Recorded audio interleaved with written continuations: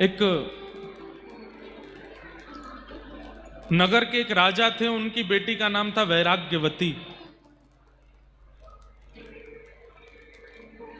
उनका नाम वैराग्यवती इसलिए पड़ा कि जब से उन्होंने बोलना सीखा तब से वैराग्य की बातें ही कही, इसलिए उनका नाम वैराग्यवती पड़ गया। सब लोग इधर देखिए, सावधानी से सुनिए सब लोग।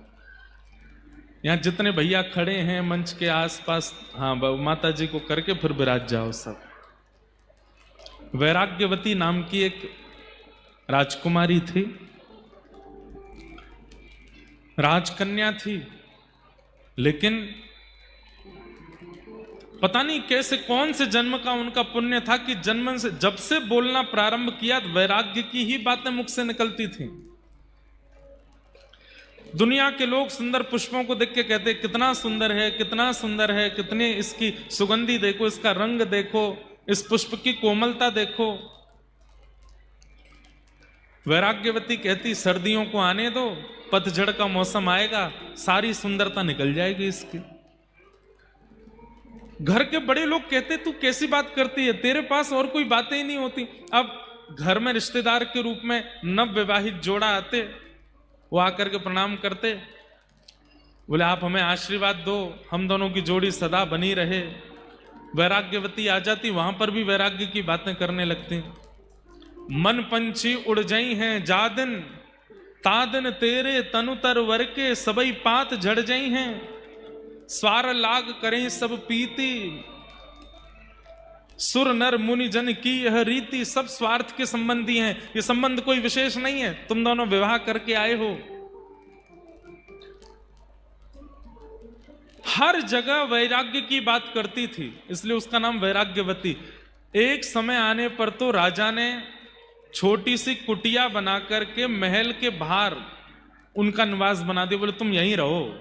और पूरे दिन क्या करती, केवल ठाकुर जी का स्मरण।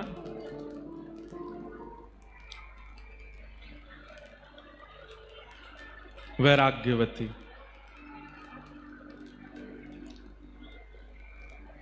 ठाकुर जी का स्मरण करती और कोई उसके पास चर्चा नहीं होती। एक दिन अपनी कुटिया में बैठी थी, नाम की कुटिया थी क्योंकि राजा की पुत्री है तो सब प्रकारेण सारे सुख थे उसके पास, पिता ने सारी व्यवस्था कर रखी थी, सोने चांदी के बर्तन दे रखे हैं, सब कुछ दे रखा है, सब कुछ व्यवस्थित था उनके पास। तो एक बार एक चोर आया, ध्यान से सुनिएगा, और उस चोर को पता चला कि राजा के यहां पहुंचना तो बहुत मुश्किल है, महल में रहते हैं, बहुत लोग पहरेदारी में रहते हैं, पर ये राजा की पुत्री है वैराग्यवती, ये बाहर रहती है, और हमने सुना है इसके पास भी इतना धन तो है इसकी कुटिया में कि अगर चोरी कर लिया जाए तो हमारा कम से कम 1-1.5 साल का तो पोषण हो ही जाएगा। तो वो चोर जैसे ही वैराग्यवती की कुटिया में प्रवेश करने लगा तो वैराग्यवती उस समय ठाकुर जी की पूजा करके कुछ प्रार्थना कर रही थी, तो उसने सुना ये बोल क्या रही है। तो वैराग्यवती बोल रही थी, ठाकुर जी मुझे संसार से वैराग्य हो गया, माता पिता परिवार सबने मुझे दूर कर दिया, आपकी बड़ी कृपा, आपकी कृपा से सब मुझसे दूर हो गए, बस अब मुझे एक की चाह है, आप मत मिलिए मुझे, पर मेरे जीवन में एक सदगुरु भेज दीजिए, जिन गुरु की कृपा से मैं आपको प्राप्त कर सकूं, ऐसे गुरु मेरे जीवन में भेज दीजिए, गुरु कृपा मुझ पर करवा दीजिए।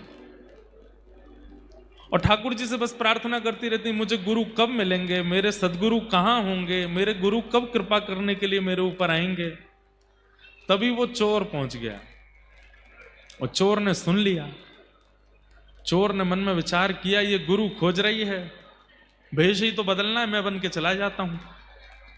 धोती पहन करके, सिर पर बढ़िया त्रिपुंड लगा करके और हाथ गले में कुछ मालाएं डाल करके, झोला टांग करके तुरंत द्वार पर आ गए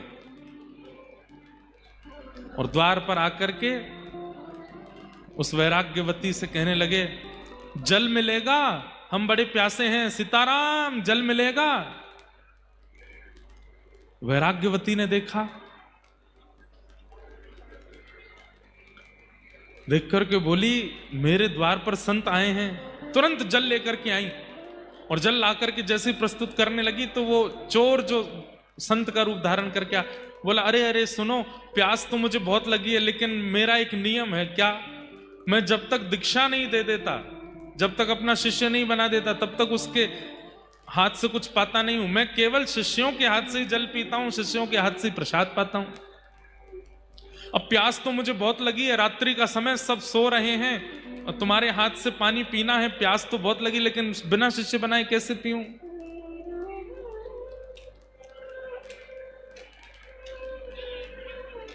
वैराग्यवती बोली, आप प्यासे रहेंगे ये मुझे स्वीकार नहीं, और मैं तो अभी ठाकुर जी से कह ही रही थी कि मुझे गुरु दे दीजिए, और उसी समय आपका आना हुआ है, तो निश्चित है कि आपको ठाकुर जी ने ही भेजा होगा मेरे गुरु रूप में आने के लिए। आप एक काम कीजिए, जल का पात्र बाद में आप पी लीजिएगा, मुझे दीक्षा दे दीजिए। हाँ, ये काम बढ़िया रहेगा, बैठो। और चोर ने अब उसको जो भी आता था मंत्र वंत्र बोलना, जो उसको राम नाम याद था या जो भी नाम याद था, कान में बोल दिया और गले में एक माला पहना दी, तिलक कर दिया। बोले आज से तुम मेरी शिष्या हो, लाओ अब जल पिलाओ। जलपान कर लिया। जलपान करने के बाद में गुरुजी बोले, बेटा अब हमको आगे अपने आश्रम की ओर जाना है और आश्रम का बहुत बड़ा उत्सव आ रहा है, उसकी व्यवस्था भी करनी है। जी गुरुदेव, आप आज्ञा करो। बोले काम करो, तुम्हारे पास जितना भी द्रव्य है, जितना भी सब सामग्री है, सब लेके चलो और हमारे आश्रम में थोड़े सहायता करना। और हमारी गुरु दीक्षा का एक नियम और रह गया है, वो हम अभी करेंगे। क्या नियम है गुरुजी? बोले आप चलो। तो वैराग्यवती चल पड़ी, अपने घर का सारा सामान लेकर के, सारा धन धान्य लेकर के। अब तो गुरु मिल गए हैं, जो कहेंगे सब करूंगी। हम आपको ये बताना चाहते हैं कि गुरु के प्रति निष्ठा का फल ठाकुर जी कैसे प्रदान करते हैं। आजकल भी ऐसा सुनने में मिल जाता है, कई इंटरव्यूज में, कई जगह बड़े बड़े चैनलों पर भी लोग बोलते हैं, संत जन आदि, कथा वक्ता आदि आदि आदि, ये तो सब बस लूट रहे हैं, इतना पैसा ले रहे हैं, इतना ये कर रहे हैं, यहां पैसा करते हैं। बहुत सावधानी से सुनो। अगर कोई इस मनस्थिति से कथा कर भी रहा है कि उसको धन कमाना है, कोई इस मनस्थिति से अगर शिष्य बना भी रहा है, तो भी शिष्य की दृष्टि कैसी होनी चाहिए ये सुनिए। उनको दंड नहीं मिलेगा ऐसा नहीं है। जो इस प्रकार लोगों का सिंचन करते हैं और केवल धन को प्रधानता देकर के सारी क्रियाएं करते हैं और रूप बनाते हैं वैष्णव का, ठाकुर जी कह रहे हैं वो बचने वाले नहीं है। उनको दंड यम नहीं देंगे, उनको दंड यमदूत नहीं देंगे, उनको दंड कोई और नहीं देगा, उनको मैं दंड देता हूं। और एक बात याद रखिएगा, क्लास टीचर डांट दे ठीक है, मॉनिटर डांट दे ठीक है, कोऑर्डिनेटर डांट दे ठीक है, प्रिंसिपल के पास अगर बात पहुंच गई तो फिर डांट कुछ ज्यादा ही, सीधे रिस्ट्रिक्शन ही होता है फिर स्कूल में। ठाकुर जी प्रिंसिपल हैं, सबको दंड नहीं देते। सबको दंड देने के लिए भगवान ने यमराज जी बैठा रखे हैं, सबको दंड देने के लिए ठाकुर जी ने, अरे भैया आ जाओ, ये जिनकी मैया है वो आ जाओ। हाँ रुको, कहां है, क्या नाम है बता दो, हम बुला दें। अच्छा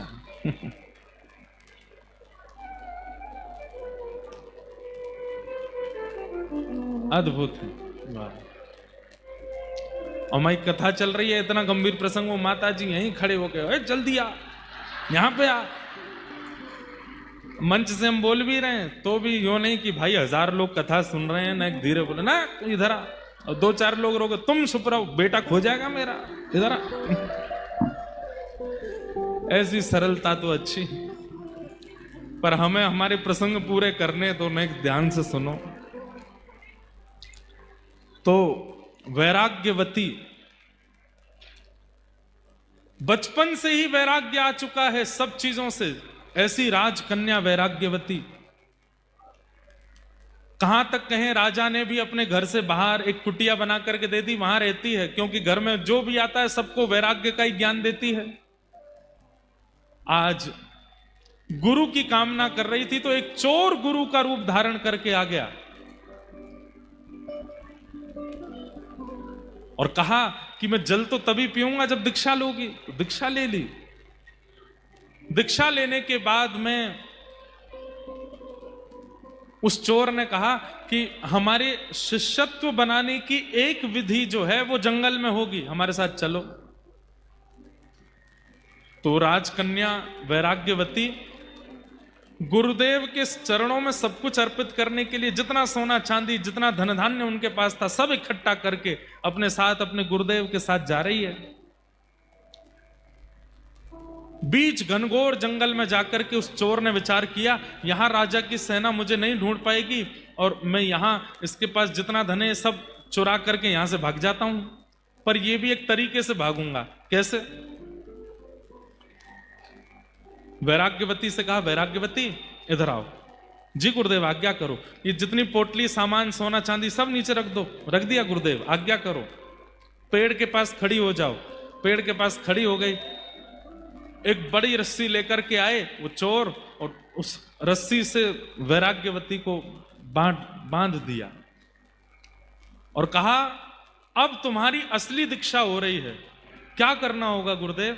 बोले, जब तक मैं लौट करके ना आऊं तब तक तुमको यहीं बंधे रहना पड़ेगा, और तुम अगर यहीं बंधी रही तो तुम्हारी दीक्षा पूर्ण होगी। फिर तुम जो चाहोगी, जिस ठाकुर का दर्शन, जिस भाव का दर्शन, जिस लोक की प्राप्ति, वो सब तुमको मैं गुरु कृपा से तुमको प्रदान करूंगा।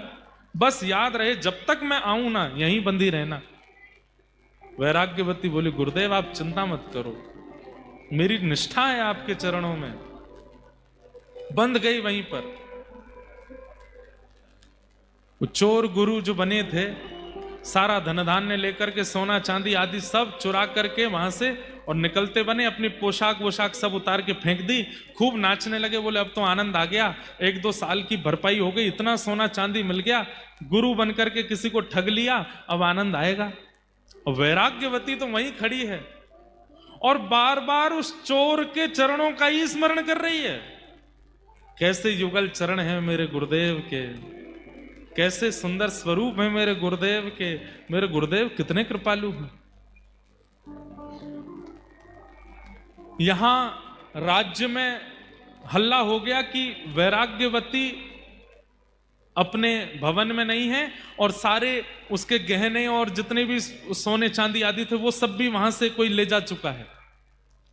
राजा ने अपनी सेना लगा दी चारों दिशाओं में, मेरी पुत्री को ढूंढो, कहां है। ढूंढते ढूंढते 3 दिन लगे। 3 दिन बाद घनघोर जंगल में वैराग्यवती मिली। एक पेड़ से बंधी हुई खड़ी है, मुख पर प्रसन्नता है, अपने गुरुदेव का स्मरण कर रही है। तभी सैनिकों ने जाकर के वैराग्यवती को प्रणाम किया। प्रणाम राजकुमारी, पिताजी महाराज आपको ढूंढ रहे हैं, आप जल्दी चलिए। जैसे ही रस्सी खोलने लगे, खबरदार खोलना नहीं, मेरे गुरुदेव मुझे बांध करके, मेरी दीक्षा चल रही है, जब तक गुरुदेव लौट करके नहीं आएंगे तब तक मुझे यहीं रहना है। सैनिक अब इससे ज्यादा क्या कर सकते हैं, दौड़ करके राजा को जाके बताया, उस जंगल में वहां वैराग्यवती बंदी है, बोल रही है कि गुरुदेव बांध के गए हैं, वो जब तक नहीं खोलेंगे तब तक नहीं आऊंगी। राजा, राजमाता, पूरा परिवार गया। सबने जाकर के कहा, वैराग्यवती चलो यहां से आगे जाना है घर पर। और कब तक बंधी रहोगी? 3-4 दिन तो तुम्हें हो गए। पिताजी आप तो जानते हैं बचपन से ही मेरा स्वभाव वैराग्य का रहा है। कृपा करके जब तक मेरे गुरुदेव आके ना खोलें तब तक मेरे को स्पर्श मत कीजिएगा। मेरे गुरुदेव ही आकर के रस्सी खोलेंगे तभी मैं यहां से जाऊंगी।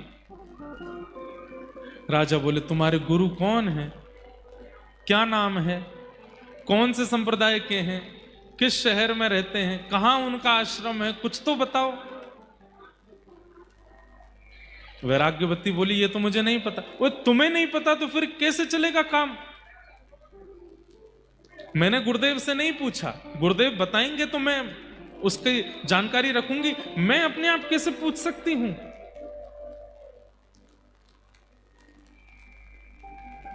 राजा बोले क्या करें, बड़े बड़े आचार्य, बड़े बड़े राजघराने में जो संत महापुरुष थे, सबने आकर के वैराग्यवती को समझाने का प्रयास किया।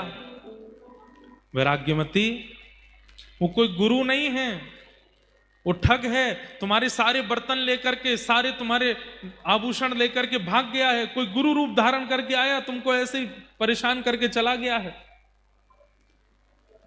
वैराग्यवती बोली कृपा करके मेरे गुरुदेव के बारे में ऐसा मत बोलिए, वो मेरे गुरु हैं, वो चाहे तो मेरा सर्वस्व ले लें, मुझे कोई चिंता नहीं है। बड़े बड़े संत, बड़े बड़े ऋषि आचार्य आए, लेकिन कोई भी वैराग्यवती को मुक्त नहीं कर पाया। अगर आपने मुझे मुक्त करने का प्रयास किया, मैं प्राण त्याग दूंगी अपने। सब चिंता में बैठे। तभी अनेक संतों ने नारद जी का स्मरण किया, वहीं बैठ करके यज्ञ किया, नारद जी का आवाहन करना चाहा कि हे नारद जी आप पधारो। हाथ में करताल लेकर के, वीणा लेकर के श्री नारद जी प्रकट हो गए और प्रकट होकर के बोले कहिए क्या बात है। बोले कि हमारी पुत्री यहाँ पिछले करीब 10-12 दिनों से बंधी हुई है और कह रही है गुरु आके खोलेंगे तो ही मुक्त होंगे। नारद जी महाराज ने जाकर के कहा पुत्री मैं नारद हूं, देवदत्ताम मिमाम वीणाम स्वरत ब्रह्म विभूषिताम मूर्छयित्वा हरिकथाम गायमानश्चराम्यहम। मैं देवदत्ता वीणा लेकर के जगह जगह ठाकुर जी का यश गाता हूं, मैं नारद हूं। मैं तुम्हें आज्ञा देता हूं ये रस्सी खोल दो, माता पिता परेशान हो रहे हैं तुम्हारे।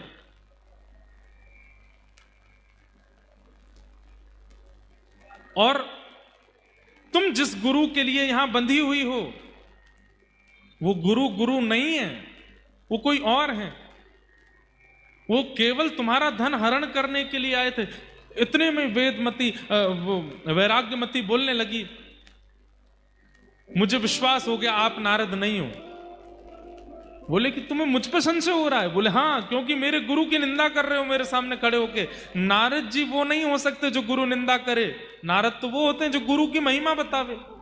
आप मेरे गुरु की निंदा कर रहे हो, आप नारद नहीं हो सकते। नारद जी हार गए, राजा हार गए, पूरा परिवार हार गया, लेकिन वैराग्यमती ने रस्सी नहीं खोली। अंत तो गत्वा नारद जी ने जाकर के भगवान से कहा, बोले भगवान घनघोर कलयुग आ गया है। बोले क्यों? बोले एक चोर समान गुरु की बात मान करके एक वैराग्यमती नाम की कन्या अपने आप को पेड़ से बांध करके खड़ी है। उसका गुरु कोई संप्रदाय से नहीं है, उसकी गुरु की प्रणाली कोई परंपरा से नहीं है। घनघोर पापी एक चोर जबरदस्ती गुरु दीक्षा देकर के चला गया और उस वैराग्यमती को देखो बंद करके खड़ी है एक पेड़ से। मेरे गुरु आके खोलेंगे तो ही खुलूंगी। ठाकुर जी बोले हम चलते हैं, हम जाकर के बोलेंगे तो खोलना पड़ेगा। शंख चक्र गदा पद्मधारी श्रीमन नारायण गरुड़ पर विराजमान होकर के आ गए। चारों लोकों से महाराज, चारों ओर से, तीनों लोकों से पुष्प वर्षण होने लगा। ठाकुर जी प्रकट हो गए, वैराग्यमती के नेत्र सजल हो गए, पूरा परिवार धन धन्य हो गया। ठाकुर जी प्रकट हो गए, ठाकुर जी प्रकट हो गए। ठाकुर जी ने प्रकट होकर के वैराग्यमती को देखा, बोले हम तुम्हारी निष्ठा पे बहुत प्रसन्न हैं। ऐसी गुरु निष्ठा, ऐसी गुरु निष्ठा कि तुमने इतने इतने महीनों से अपने आप को पेड़ से बांध करके रखा है। हम तुम्हारी निष्ठा से बड़े प्रसन्न हैं। अब हम आज्ञा करते हैं, तुम ये रस्सी खोल दो। और जिन गुरु का मंत्र लेकर के और जिन गुरु से दीक्षा लेकर के तुम यहां खड़ी हो, वो गुरु नहीं है, वो एक चोर है, वो सामान्य व्यक्ति है, केवल तुमको ठगने के लिए गुरु का रूप धारण करके आया। वैराग्यमती के नेत्र सजल हो गए, ठाकुर जी के चरणों में वहीं से सिर झुका करके प्रणाम करती हुई बोली कि नाथ, पिता ने आकर के रोका, कुल गुरु ने आकर के रोका, नारद जी ने आकर के रोका, सबने एक ही बात कही कि मेरे गुरु चोर हैं, मेरे गुरु गुरु नहीं है, मेरे गुरु ठग हैं। सबने गलत गलत शब्द कहे, पर मैं मानती रही कि मेरे गुरु ही परम सत्य हैं। और आज तो इस बात पर प्रमाण हो गया कि मेरे गुरु सर्वोपरि है। भगवान बोले मैं निंदा कर रहा हूं तो भी तुम मान रही हो सर्वोपरि। वैराग्यमती कहती है जिन गुरु के जीवन में आते ही कुल गुरु के पास मुझे नहीं जाना पड़ा, वो यहां आ गए, नारद जी यहां आ गए, और अंततोगत्वा ठाकुर जी यहां आ गए, वो गुरु नकली कैसे हो सकते? जिन गुरु की दीक्षा प्रदान करते ही ठाकुर जी को मेरे सामने आना पड़ गया। अरे लोग हजार हजार वर्ष तक तप करते रह जाते हैं, आप उनकी तरफ देखते तक नहीं हो। यहां पर 11 दिन मुझे बंधे हुए पेड़ से, और मेरे गुरु बांध करके चले गए और बोल करके गए जब तक मैं ना आऊं तब तक खोलना नहीं। अगर मैंने पहले ही खोल दिया होता तो आज आपके दर्शन होते, नारद जी के दर्शन होते, इतने युग पुरुषों के दर्शन होते। ये मेरी गुरु की वाणी और ये मेरे गुरु की कृपा है। भगवान बोले जय हो, चलो अब हम आज्ञा कर रहे हैं, खोल दो। बोले ना, जब तक गुरु जी नहीं खोलेंगे तब तक नहीं आऊंगी। भगवान ने नारद जी को बोला, हे नारद क्या करो, हनुमान जी को बुलाओ। हनुमान जी आए। हनुमान जी के प्रकट होते ही वैराग्यमती बोली अब तो और विश्वास हो गया कि मेरे गुरु जी, देखो हनुमान जी भी आ गए। अरे हमने इनको अपने काम से बुलाया। बोले किसी भी काम से बुलाया, दर्शन तो मुझे हो रहे हैं ना। अरे हनुमान जी बड़ी दिक्कत आ गई है, तुम एक काम करो। हनुमान जी बोले क्या करना है? इसके गुरु जी खोज के लाओ। हनुमान जी गए, वैराग्यमती अपने गुरु का परिचय दो। बोले परिचय कुछ नहीं पता, बस इतना पता है वो मेरे गुरु हैं। कहां रहते हैं, क्या नाम है, क्या है, कुछ नहीं। अरे 10 मिनट पहले दीक्षा हुई, 10 मिनट बाद गुरुजी बांध के चले गए, मुझे कुछ नहीं पता उनके बारे में। और देखो इतनी कम जानकारी होते हुए भी कैसी गुरु कृपा हुई मेरे ऊपर। भगवान से हनुमान जी बोले क्या करना है भगवान, ये तो बावली है गुरु के पीछे। हनुमान जी इसके गुरु को खोजना है, और वास्तविक में वो सिद्धियों से ही पता चलेगा इसके गुरु कहां हैं। तो आप अपनी अष्ट सिद्धियों को प्रकट करके थोड़ा विचार कीजिए, ढूंढिए कि इसके गुरु कहां हैं। हनुमान जी ने अपनी नवनिधि अष्ट सिद्धियों को प्रकट किया और अपने मंत्र शक्ति से ढूंढा। तो ढूंढते अरे राम राम राम राम, क्या हुआ? बोले पास के राज्य में एक नगर सेठ है, उसके यहां पर चोरी कर रहे हैं इसके गुरुजी। बोले वही हैं इसके गुरुजी, लेके आओ। बोले चोर गुरुजी हैं? बोले हाँ। इतने में हनुमान जी महाराज तो अंतर ध्यान हुए, गदा लेकर के तुरंत प्रकट हो गए। गुरुजी यहां तिजोरी में से सामान निकाल रहे थे। पीछे मुड़ करके देखा तो पवन पुत्र हनुमान। हनुमान जी को देख करके गुरुजी, हे भगवान आप कैसे आ गए? हनुमान जी बोले चलो हमारे साथ, तुमको ले जाने आए हैं। बोले कि मैंने तो उम्मीद रखी थी कि यमदूत आएंगे, लेकिन आप आए हो, रामदूत आए हैं। मैंने ऐसे ऐसे काम किए कि मुझे तो लगा कि यमदूत ही आएंगे मुझको लेने, लेकिन आप आ गए नाथ, बड़ी कृपा। हनुमान जी लेकर के पहुंचे। जैसे ही प्रकट हुए हनुमान जी गुरु जी को लेकर के, आहा शंख चक्र गदा पद्म धारण करके गरुण जी पर भगवान बैठे हैं, नारद जी बैठे हैं, बड़े बड़े देवता बैठे हैं, और सारा राजवंश खड़ा है, और एक पेड़ से बंधी हुई वैराग्यमती खड़ी है।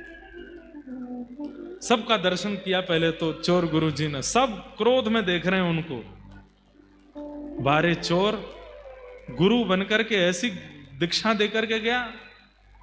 जैसे ही वैराग्यमती को देखा, अब चोर बोलता है तू अभी तक बंधी है यहीं पे? वैराग्यमती बोली गुरुदेव आप आज्ञा करके गए थे कि जब तक आप नहीं खोलोगे तब तक मैं यहीं बंधी रहूंगी। भगवान ने कहा सबसे पहले तो इसको मुक्त करो। जा करके जैसे ही रस्सी खोली, वैराग्यमती ने चरणों में प्रणाम किया। भगवान गुरुदेव आपकी कैसी कृपा, 10 मिनट आपने मुझे दीक्षा प्रदान किया, रस्सी से बांध करके गए। आपकी कृपा से श्री हनुमान जी का दर्शन, नारद जी का दर्शन, पिता महाराज का दर्शन, गुरुदेव का दर्शन, ठाकुर जी का दर्शन हो गया। गुरुदेव आपको वंदन करती हूँ, प्रणाम करती हूँ। भगवान ने हनुमान जी की ओर देखा, नारद जी की ओर देखा। सब साधन मुझे प्राप्त करने के एक तरफ हनुमान जी देख लीजिए, और गुरु निष्ठा एक तरफ। ये गुरु निष्ठा है। तो हमारी प्रार्थना, ये बात हमने क्यों कही, गुरु को गुरुत्व मत सिखाओ, उनको रहने दो वो जैसे हैं। आप अपने शिष्यत्व में निष्ठा ले आओ। अगर गुरु अपनी पदवी से कभी गिर भी गए होंगे तो आपका शिष्यत्व उनको उठा लेगा, उनको पुनः विराजमान कर देगा। आजकल ऐसा ही होता है, हमारे भारत में कई जगह पर ऐसे ही गुरु प्रकट हो गए हैं। हर कोई दद्दा जी के जैसा स्वरूप का नहीं है, हर कोई श्रीमद वल्लभाचार्य जी जैसा नहीं है, श्री हितरवंश महाप्रभु जैसा नहीं है, हर कोई रैदास जी जैसा नहीं है। गली गली में गुरु फिरे, हमसे दीक्षा ले, स्वर्ग जाओ चाहे नरक में, हमें तो बस लिफाफा दो, ऐसे गुरु हैं। पर हमारी आपसे प्रार्थना, पहली बात, सीधे गुरु मत बनाइए, कुछ दिन वाणी का संग कीजिए, वचनामृत सुनो। और आप पूछेंगे कि वाणी में क्या सुने? वाणी से अनुभव कीजिए कि आपके चित्त के संशयों का समाधान होता है कि नहीं। और दूसरी विशेष बात, इनकी वाणी सुनकर के मुझे भगवत साक्षात्कार की अनुभूति होती है कि नहीं। ठाकुर जी के प्रति अगर सामीप्य बढ़ रहा है, गलत मार्ग त्यागने की चित्त में इच्छा हो रही है, अपने जीवन को सुधारने का मन बन रहा है, अगर किसी की वाणी सुन करके, किसी का दर्शन करके, किसी के संग रह करके अपने दोषों को दूर करने की चित्त में इच्छा प्रकट हो रही है, तो समझो वो गुरु, और तब उनसे दीक्षा ग्रहण करो। लेकिन गलती हो गई, जल्दीबाजी में दीक्षा ले लिए, अब बाद में पता चला कि गुरु जी तो ऐसे ही हैं, तब क्या करें? तो ये बात मन में लानी ही नहीं है कि गुरुजी ऐसे ही हैं। हमारे गुरुजी जैसे भी हैं सर्वोपरि। आप अपनी निष्ठा प्रगाढ़ कर लो। अगर गुरु अपनी गुरु स्थिति से गिर भी गया होगा, ठाकुर जी उसको संभाल लेंगे आपके शिष्यत्व से।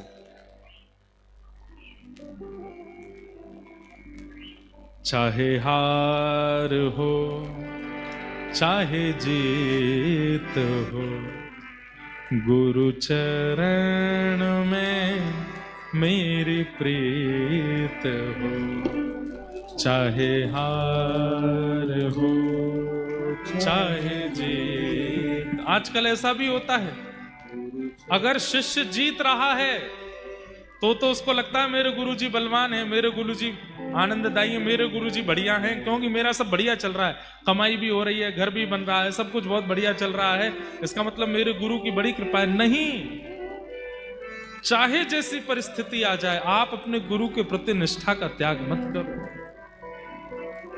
कई बार ऐसा होता है बंधुओं कि गुरु शरणागति लेने के अगले दिन ही कष्ट आने शुरू हो जाते हैं। बहुत ध्यान से सुनिए सब लोग।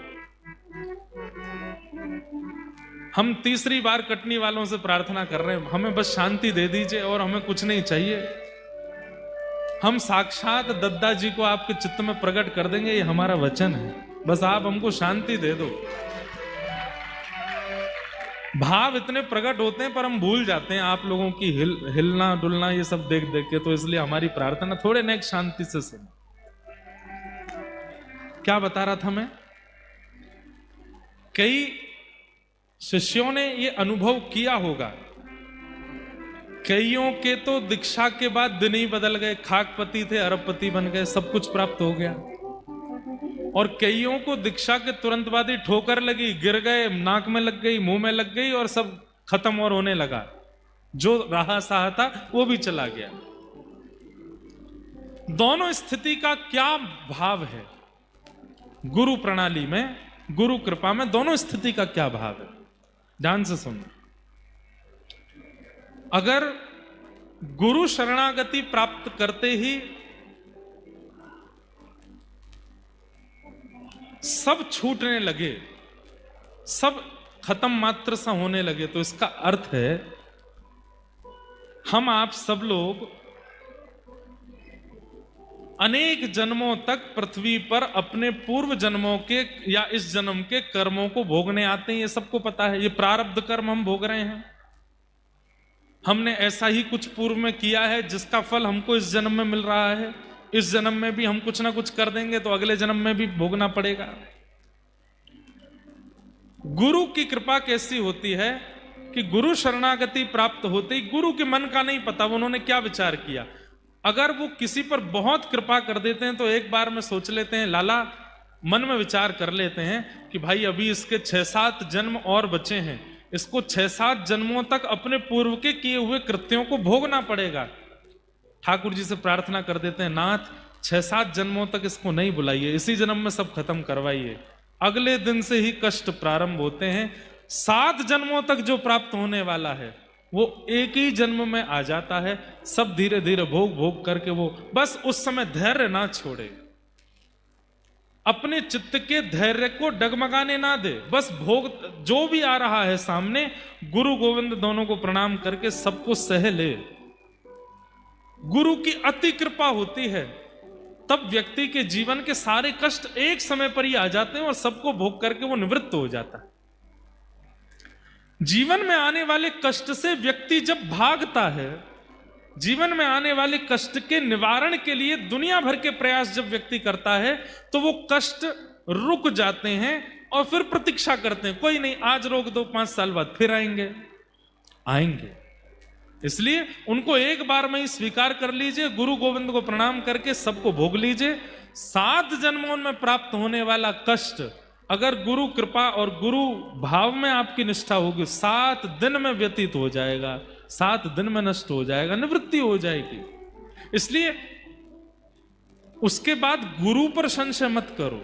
हमने गुरु दीक्षा लिया, हमने गुरु शरणागति ली, हमने गुरुदेव को प्रणाम किया, हमारे तो जीवन में बड़े कष्ट आ गए। उसके बाद वो कष्ट नहीं, वो अनेक जन्मार्जित जो आपके भोग हैं वो सब एक साथ आए हैं और गुरु ने कृपा करके कहा एक बार में सबको नष्ट निवृत्त कर लो। चाहे हार हो चाहे जीत हो, गुरु चरण में मेरी प्रीत हो। चाहे हार हो चाहे जीत हो, गुरु चरण में मेरी प्रीत हो। टूटी हुई कश्ती मेरी, टूटी हुई कश्ती मेरी, टूटी हुई कश्ती मेरी, टूटी हुई कश्ती तेरे भरोसे है पड़ी, तेरे भरोसे है पड़ी। गुरुवर मेरे मन मीत हो, गुरु चरण में मेरी प्रीत हो। चाहे हार हो चाहे जीत हो, गुरु चरण में मेरी प्रीत हो। और सबसे बड़ी बात, अपने गुरु को जब भी देखो मन में यही बात लाओ, क्या? दुनिया ये जाने क्या भला, दुनिया ये जाने क्या भला, दुनिया ये जाने क्या भला, दुनिया ये जाने क्या भला। तेरे रूप में मुझे क्या मिला, तेरे रूप में मुझे क्या मिला। प्रकृति का तुम एक गीत हो, प्रकृति का तुम एक गीत हो। गुरु चरण में मेरी प्रीत हो, गुरु चरण में मेरी प्रीत। आज अनेक अनुयायी श्री दद्दा जी के सबके भाव हैं, सबके चित्त के भाव ही हम व्यासपीठ से कह रहे हैं। ऐसे गुरु पाकर के आप सब धन्य हो गए हैं, या फिर आपके जो भी गुरु हैं, हमारी प्रार्थना उनके प्रति पूर्ण निष्ठा रखो और फिर निष्ठा का अनुभव आप लोग करेंगे। कष्ट आएंगे जीवन में, संकट आएंगे जीवन में, लेकिन गुरु निष्ठा एक ऐसी दवाई है। कष्ट और संकट जीवन में आएंगे पर अनुभव आपको नहीं होगा, पता नहीं चलेगा कब चलेगा।